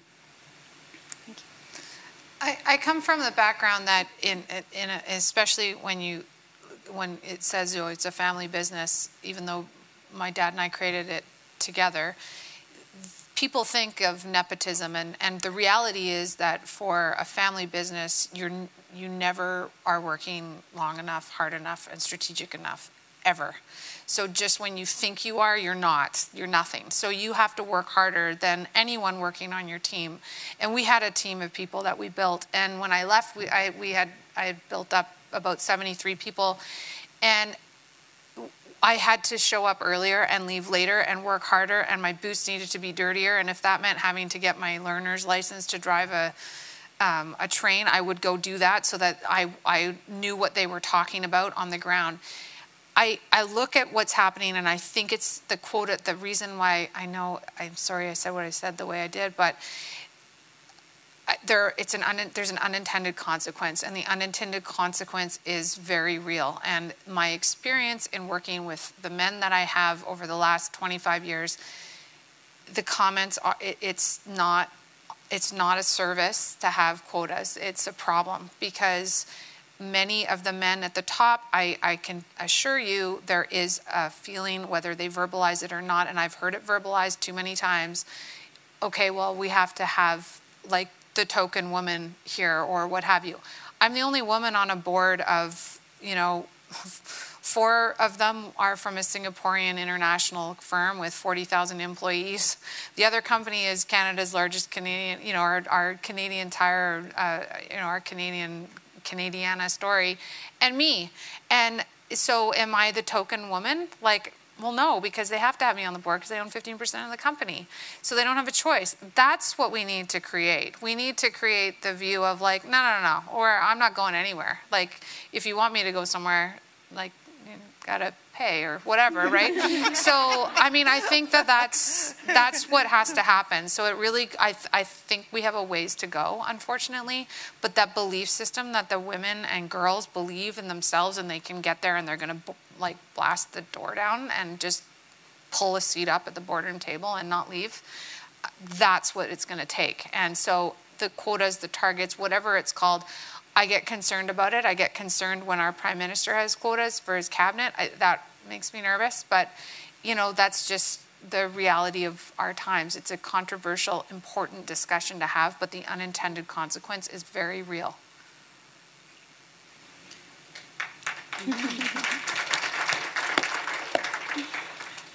Speaking about getting boots dirty, where did you get your boots, Cleo? I haven't taken these off. They're not cheap, but I actually price them out on a per wear basis, so then it validates. You don't need to tell us. No. It was one of the questions on here. They're really comfortable. Matt, was that you? I want to talk about pay gap. So the gender pay gap is narrowing. Good news. Bad news is it's still sort of between 22 to 33% in the US and 11% in Canada. So women are also significantly paid less based on their age and their race. So can you provide examples of your life where you had to negotiate for your salary, and how were you able to obtain equitable pay to your male peers? I have one of those like scars on my back from this conversation.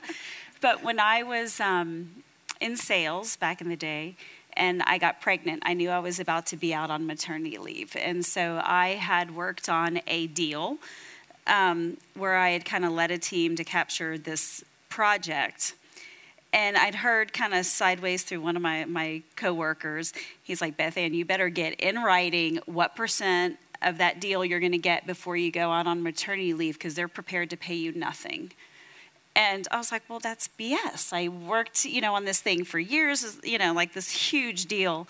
And so, again, advocating for yourself and being bold, I pulled my boss and his boss into a meeting and said, look, this is my expectation. This is what I've done. Here's all the work I've done on that.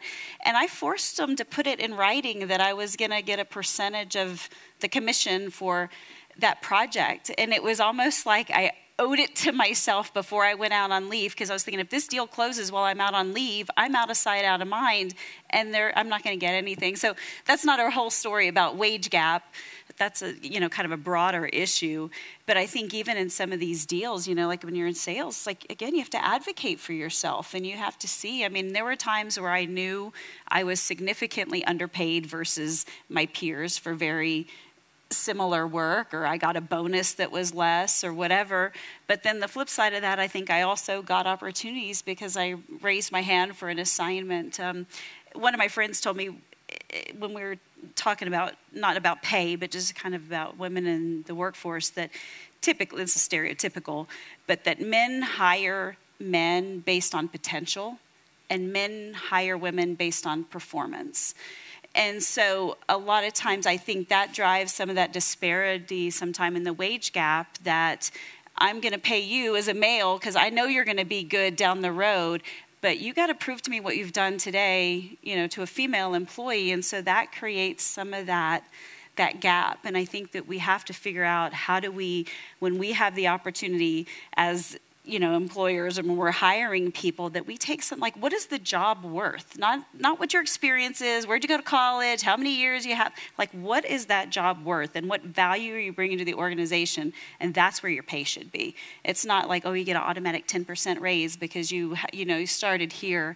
And I think that we as leaders have to challenge some of those things. I mean, I do it every year when I go through my own salary review for my team. We look at my team as a whole, and then we filter for females, and we filter minorities, and we filter by age, and we filter by job role, and we have all these different ways that we look at the data to try to be as equivalent as possible, within some of the constraints that we have as an organization. But I think as a leader, we have a role to play in that. And I think that as an employee, you got to advocate for yourself. And as a leader, you got to take it seriously and try to, challenge some of the assumptions that everyone just gets 3% per year or whatever your merit raise, and that's it. Like, sometimes that's not good enough. And sometimes we have to step up and do something different. And I try to do that every year when I look at my salary planning and try to address things that need to be addressed within the parameters that I'm given. I was going to answer that question from that same perspective of our accountability as leaders. We do the same thing, right? You take your data set and then you slice it and dice it to ensure, to convince yourself that it's being fair on those parameters. One of the things that I think we look at, and we need to continue to look at, though, is the impact of all of that on women who've taken leaves. Anybody who's taken leaves, but it has a bigger impact for women, especially if women have taken consecutive maternity leaves, and measure them against their peers. Measure them in a way that accounts for what they've done, and make sure that your employees who have been away on family leave during that year are still eligible for that project that's coming up, still eligible for the compensation program that's otherwise there. And it sounds like a small thing, but I can tell you that doing that and making sure that people who've gone on leave are treated fairly and equitably when they come back is huge. Other people know it and see it, and it's got a huge trickle-down effect. I just want to add, as an employer, women don't ask for raises. So men ask for raises, and if I'm going out and I'm going to hire a man or a woman, it'll take me about 2 seconds to get the woman to sign the offer, and it'll take me about 3 weeks to negotiate with the guy all the little tiny terms that he wants, and then this and that and all the rest of it. But the woman accepts. So I don't know what's going on, because obviously as the employer, I don't want to coach her to say you should ask me for more money. However, like, that's the reality. So ask for more money because you're worth more. And the men they're going in and asking for more money, and they're getting it. So go ask for more money and make sure you have a plan B, because don't gamble what you're not prepared to lose, but be ready to gamble if you're going to go ask for more money, because you better be able to walk. It's like, you know, negotiation 101. Like, you can't threaten it and not do it, or you're done. You'll never get another penny ever. So have your plan B ready, and be more strategic about your own self, because you're your own business. You got to advocate for yourself and your earning power. And I don't see anywhere close to enough of that as an employer, on the employer side. That's such a good point. That just reminds me of Sheryl Sandberg's, when I read Lean In. It was a great book. Lots of inspiring things from there. I'm sure many of you have read her book as well. But one of the things and key takeaways I had from that was when she got her role, she was offered the position at Facebook. She was offered the role, and she was so excited. She came home to her husband. She's like, I got the job.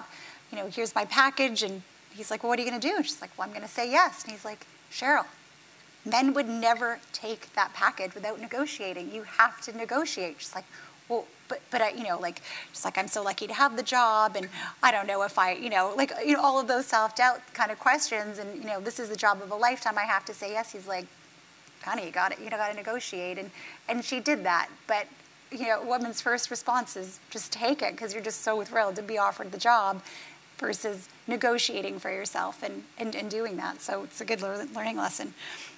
We are going to be running out of time, but I just want to leave it with one more question. What would you, we've got a lot of young women in the room, students, what advice would you have for young women entering the workforce, or even within your mid-career? What would you tell your younger self today that what would you tell your younger self that you know today that you wish you knew back then? So many things. Yeah. Oh, what a dream that would be. I think it depends where you are in your career. But one other thing that Sheryl Sandberg says that I am an ardent believer in, don't get your parents to get you a job. So, like, no matter if you're like starting out, or you're a teenager, or you're in your 20s and they have a connection, like, go get it yourself. You can still go call that connection, but don't get your parents to call them. Because you're not going to, like, she will say how she's 0 out of every time would she ever hire somebody. The amount of times that I have people that I know that send me a thing and say, my kid's going to Stanford, can she come in? I'm like, no. Because if she wanted the job, she needs to call me. You can give her my number and she can call me, but I'm not hiring them. So that really frustrates me, and I see that all through teens and 20s. So don't do that for your kids, ever. And don't do that if you're a student. I'll say one thing, the people that I mentor, as they're trying to figure out sort of next steps in their career, what they should do, I always try to counsel people, don't chase titles, focus on skills. So if there's an opportunity that comes your way, what are you going to learn? Like, if you want to move from sales into marketing, or you want to own a P&L, or you want to get global experience, or move into a different functional group like you did, it's like, focus on what skill you're trying to learn and what you're going to get out of that, rather than focusing on a title, because our careers are not linear. curveballs get thrown at you, family happens, things tend to, you have the best laid plans, you have big audacious goals, but things happen. And I always try to counsel people to focus on what skills you're going to gain and try to be very intentional about it. And I've been very intentional in my career of making steps based on, I want to move this, I want this function, I want this global position, I want this or that. And to try to be very intentional. So I think that's one thing. And I think the other piece of it is you have to own your career and you have to own your journey. And I think a lot of people are waiting for a boss or someone to tap them on the shoulder or think that I've got, there's this career roadmap and I'm going to do step 1, step 2, step 3, and then I'm going to be the manager or VP or whatever. It doesn't work that way. Your boss is not thinking about your career. Your company's not thinking about your career and what steps you want to take the way you are. And it really takes having open conversations between yourself and your goals, what skills you want to do. Hopefully you have a good relationship with your organization, your manager, that you can have those career development conversations, but you have to own it yourself. You can't just wait on someone to tap you on the shoulder and think they're just going to think like you're the greatest thing in the world. Here's a great promotion. It doesn't work that way. You've got to ask. You've got to raise your hand. You've got to step up. You've got to be bold. You've got to own it. So maybe I'd amend my advice just a little bit from before. I'd say yes, but ask for more money. But there's something there around understanding your self-worth. Especially, and I would say especially in this current labor market, skilled people are a valuable resource. You are valuable. Know your worth. Know that that's something that you have, that you can bring to the job, that you're young and curious and willing to learn, and the various other skills that you have. And be confident about that. If I had one thing that I could tell my younger self, it would be that. Be confident. You'll get there. You'll make mistakes. It will be fine. Be confident and own your future. Thank you. Thank you. Well, there's so many takeaways, and I have a whole list of questions, and there's been more questions on here, but we'll have to end it and just wrap it up here. I want to thank you guys for your time. We do have a couple more announcements and some closing remarks, but I wanted to thank you all for your time. That was wonderful. Appreciate it. Thank you.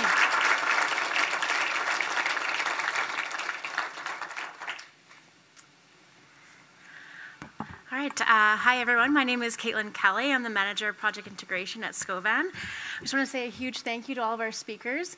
I've been with Scovan for 5 years, so similar tenure of this event, and I say every year the speakers are just absolutely outstanding and inspiring.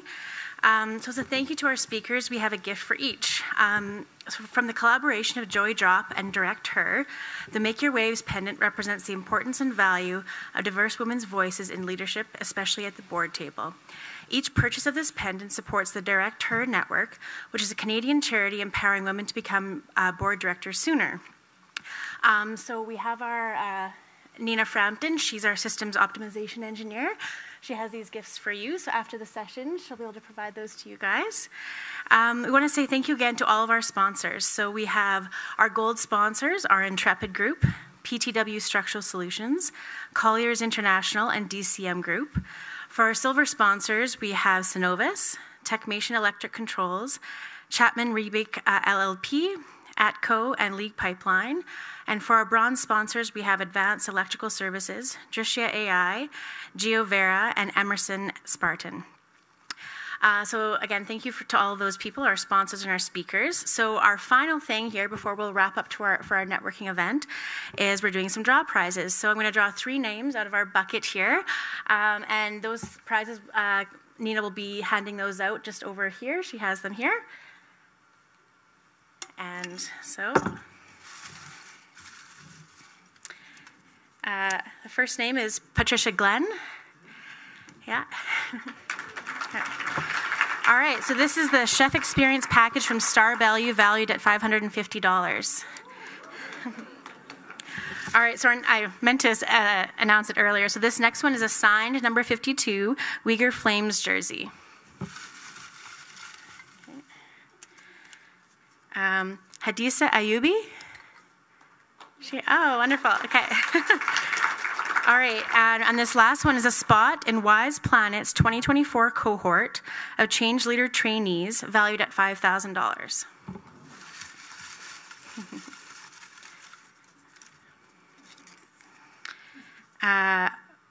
Matthias Johnson.